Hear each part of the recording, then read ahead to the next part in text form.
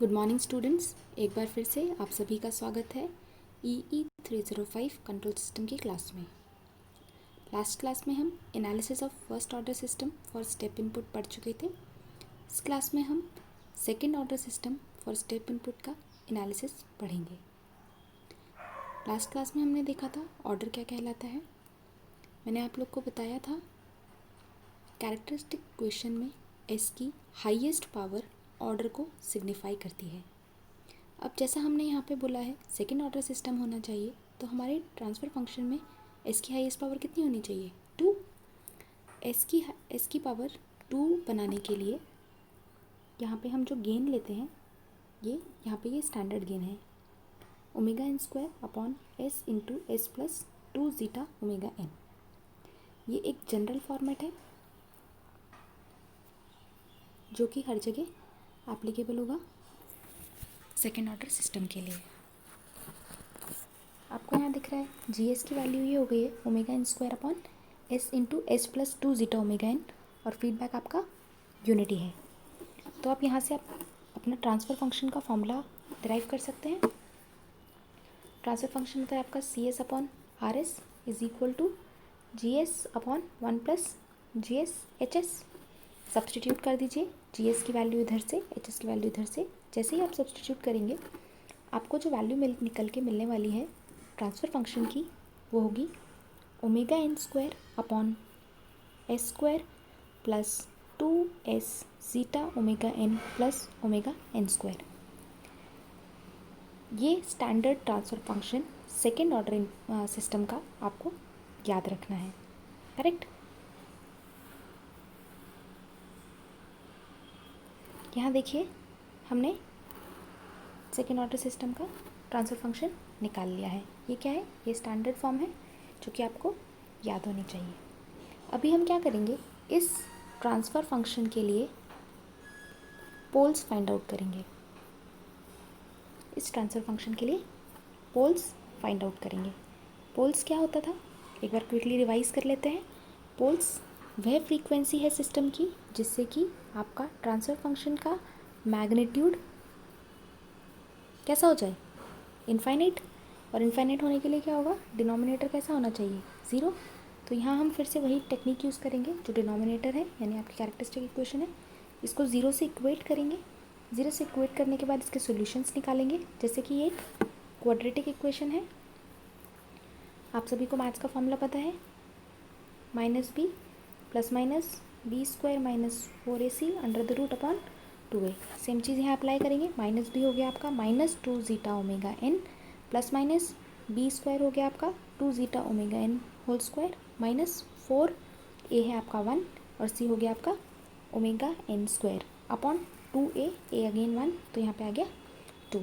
अब ये 2 कैंसिल हो गया, क्या बचा आपके पास? Minus zeta omega n plus minus, यहाँ से भी आप 2 बाहर निकाल सकते हैं, कैंसिल कर सकते हैं। ये 2 स्क्वायर है, ये भी 4 है, 4 बाहर आएगा रूट के तो 2 हो जाएगा।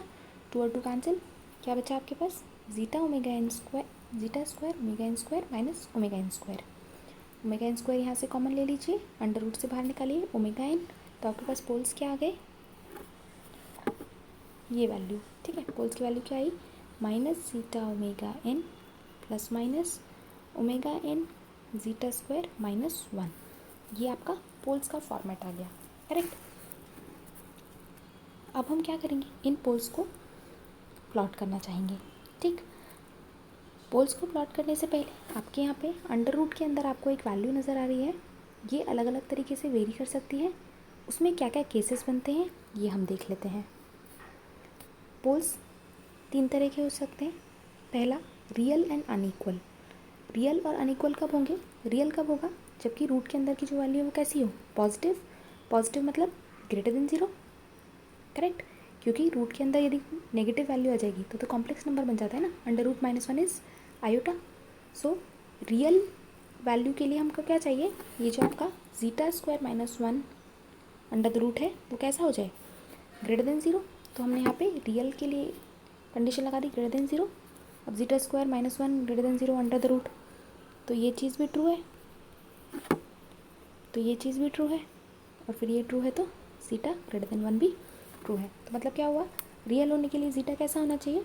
Greater than 1। यदि ऐसा होता है तो जो रूट्स होंगे वो कैसे होंगे, रियल एक्सिस पे लाई करेंगे और डिस्टिंक्ट होंगे, अलग अलग। ओके, नेक्स्ट केस आपका बनता है zeta square minus one under the root. ये क्या कैसा हो जाए, इक्वल टू ज़ीरो हो जाए। जैसे इक्वल टू ज़ीरो होगा तो जीटा इज इक्वल टू क्या हो जाएगा, वन। यहाँ पे इक्वेशन रख के देखिए, zeta is equal to one होते ही ये वाला टर्म ज़ीरो हो गया, और यहाँ पे जीटा इक्वल टू वन रखते माइनस ओमेगा एन, यानी एक ही वैल्यू आई, यानी इक्वल वैल्यू आई। और कैसी वैल्यू आई, रियल। तो यहाँ पे क्या होगा, दे रूल्स पोल्स कैसे होंगे, repeated on real axis, correct. Next case आप देखिए, कॉम्प्लेक्स पोल्स जैसे हमने बोला था कब होंगे, जब अंडर रूट के अंदर की वैल्यू कैसी होगी, नेगेटिव। तो zeta square minus one under root कैसा होना चाहिए, नेगेटिव, यानी जीटा कैसा होना चाहिए, लेस देन वन। अब देखिए जीटा जैसे ही लेस देन वन होता है तो ये जो आपका वैल्यू है ये कॉम्प्लेक्स हो जाएगी। अब यहाँ पे आप देख सकते हैं minus zeta omega n plus minus something value, ठीक है। अभी देखिए ये प्लस माइनस है तो ये कौन से क्वाड्रेंट में लाई कर सकता है, आप देख सकते हैं रियल पार्ट जो है वो नेगेटिव है, यानी इन दोनों क्वाड्रेंट में तो नहीं लाई कर रहा है, क्योंकि यहाँ पे क्या होता है आपका रियल पार्ट पॉजिटिव, करेक्ट। यहाँ पे क्या होगा, रियल पार्ट आपका नेगेटिव, तो आपका जो रियल पार्ट है वो इस जगह पे लाई करेगा, और यहाँ पे ये प्लस और माइनस है, यानी इधर भी हो सकता है और इधर भी हो सकता है। तो इस तरह के जो पोल्स हैं, यानी जीटा लेस देन वन के लिए जो पोल्स होंगे सिस्टम के, वो आपके सेकंड या फिर थर्ड क्वाड्रेंट में लाई करेंगे, करेक्ट। यही यहाँ पे लिखा हुआ है, poles are in second and third quadrant. अब हम अलग अलग जीटा की वैल्यू के लिए पोल्स एक बार कौन से क्वाड्रेंट में लाई करते हैं और उनका रिस्पॉन्स कैसा होता है ये चेक कर लेते हैं।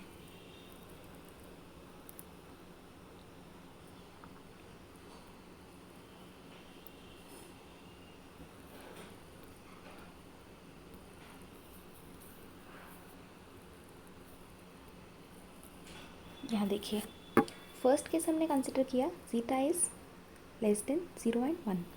आप याद करेंगे जब जीटा अभी अभी जो लास्ट केस हमने पढ़ा था, जीटा लेस देन वन में क्या होगा, आपके जो पोल्स थे वो क्या कैसे निकल के आए थे, कॉम्प्लेक्स। कॉम्प्लेक्स पोल्स के लिए क्या होगा आपका सिस्टम, आपके जो पोल्स हैं वो कहाँ लाई करेंगे, सेकेंड और थर्ड क्वाड्रेंट में, करेक्ट। माइनस ओमेगा एन और यहाँ पे आपका पोल्स लाई करके जैसे आपने यहाँ पे ड्रॉ करा है। इसके लिए क्या होता है, जब जीटा लेस देन वन होता है तो इस तरह के सिस्टम को हम अंडर डैम्प्ड कहते हैं, और इसका जो रिस्पॉन्स निकल के आता है वो इस तरीके से निकल के आता है, ये रिस्पॉन्स। और आपको पोल्स की लोकेशन याद रखनी है। Zeta is equal to one में क्या होगा, आप याद कीजिए, zeta square minus one under the root था, जीटा इक्वल टू वन रखोगे तो क्या होगा, रिपीटेड रूट्स और इक्वल, हमने वहाँ पे देखा था। क्या बचेगा, जीटा इक्वल टू वन रखते ही पोल्स की वैल्यू क्या बची, माइनस ओमेगा एन। तो यहाँ पे आपकी वैल्यू आ गई माइनस ओमेगा एन, और माइनस ओमेगा एन के लिए जीटा इक्वल टू वन पे सिस्टम को बोला जाता है critically damped, and critically damped system का जो रिस्पॉन्स है वो इस तरीके का बनता है, correct. Zeta greater than one के लिए क्या होगा, हमने देखा था पोल्स कैसे होंगे, रियल एक्सिस पे लाई करेंगे और डिस्टिंक्ट होंगे, ठीक है। तो डिस्टिंक्ट का मतलब अलग अलग। तो यहाँ पे दो पोल्स हैं अलग अलग, एक ही पोजीशन पे ओवरलैप नहीं कर रहे हैं, करेक्ट, एक ही पोजीशन पे ओवरलैप नहीं कर रहे हैं, यानी यहाँ पे आपके जो पोल्स हैं वो कैसे हैं, रियल एंड डिस्टिंक्ट, करेक्ट। और इस तरह का जब सिस्टम होगा, जब जीटा ग्रेटर देन वन होगा तो उस सिस्टम को हम बोलेंगे ओवर डैम्प्ड सिस्टम, करेक्ट। यहाँ तक आप याद रख सकते हैं। अभी देखिए एक और केस है जो पॉसिबिलिटी है, जीटा यदि ज़ीरो हो जाए, ठीक है। तो आप यहाँ पे देखिए यदि जीटा ज़ीरो हो जाता है, हम अपने स्टैंडर्ड फंक्शन पे चलते हैं, जीटा को जैसे आप ज़ीरो लिखेंगे तो आपका रियल पार्ट ज़ीरो हो गया, और यहाँ पे ज़ीरो करेंगे तो क्या हो गया, minus one under the root, minus one under the root मतलब आयोटा। तो आपके पास जो पोल की वैल्यू बची वो क्या बची, ये तो हो गया zero plus minus omega n j, j लिख सकते हैं हम, कंट्रोल सिस्टम में इसको जे लिखते हैं। तो आपके पास पोल्स क्या हो गए, प्लस माइनस जे ओमेगा एन, करेक्ट। यही हमने यहाँ पे प्लॉट किया है, ये देख लीजिए, जीटा इक्वल टू ज़ीरो पे प्लस जो ओमेगा एन ऊपर हो गया, माइनस जो ओमेगा एन नीचे हो गया, और इस तरह के सिस्टम को आप ऑसिलेटरी सिस्टम बोलते हैं। और इसका जो रेस्पॉन्स निकल के आता है वो कुछ इस तरीके से निकल के आता है। करेक्ट। नेक्स्ट केस देखिए, जीटा को लेके जाएंगे हम 0 और -1 के बीच में, तो आपके जो पोल्स हैं वो किधर शिफ्ट हो जाएंगे, राइट हैंड साइड पे, बिकॉज क्या हुआ, जीटा क्या हो गया, -1 से कम। तो आपका जो फर्स्ट टर्म है, फर्स्ट टर्म क्या है पोल्स का, -ζ ओमेगा n प्लस माइनस,